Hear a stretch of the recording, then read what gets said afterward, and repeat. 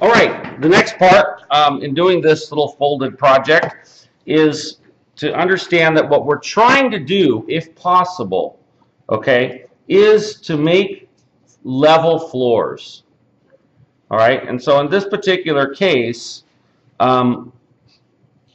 we can make level floors.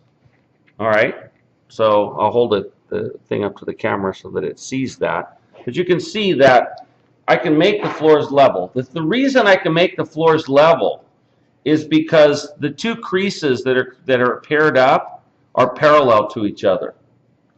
Now, we could glue this thing up so that it's open like this, right? Sort of like that.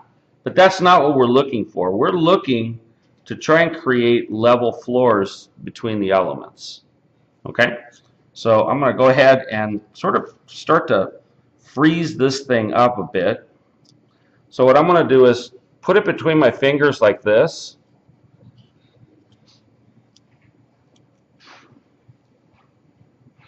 So you see how these two levels here are parallel to each other? These two? Okay, so what I'm going to do with that, and also I want you to notice something.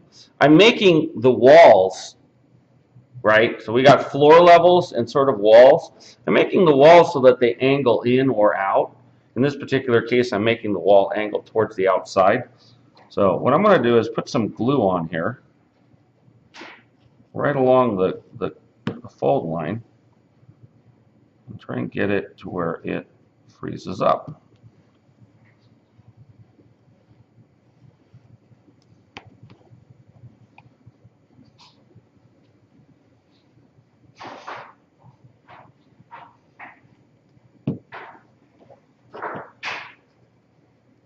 Takes a little bit of time, but you definitely don't want it to sort of open up on you. I've seen students where they do this and they let go of it, they don't watch it, and it kind of goes and it opens up. You don't want that. You want the two floor levels to be parallel. Okay? So there is the first one. Just let the camera see that. All right, now I'm going to do the other two. So once again, I'm going to kind of put it between my fingers like that so that the levels are parallel to each other. You guys see that? And I'm going to do the same thing. I'm going to kind of put some glue on it.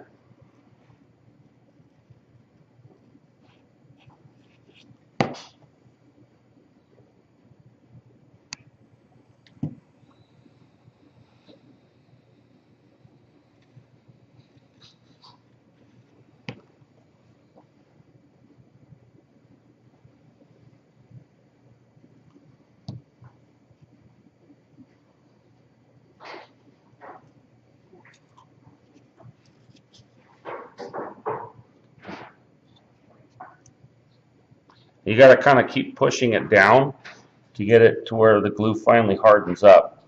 But as you can see right there, all of my floor levels are parallel and the walls are angled. You see that? All right, does that make sense how we did that? All right, so what you guys are going to do is you're going to, and the other thing I want you to note is that the A, I still got the A written on the bottom down there. Let me see if the camera can see that. You see the A inside of there, right? All of these are going to face the same direction. So the A, the B, the C, the D, the E, and the F are all going to be sitting right in that lower corner, and these things are all going to be kind of next to each other so that we can compare what we end up with. Okay? All right, so that's the first one.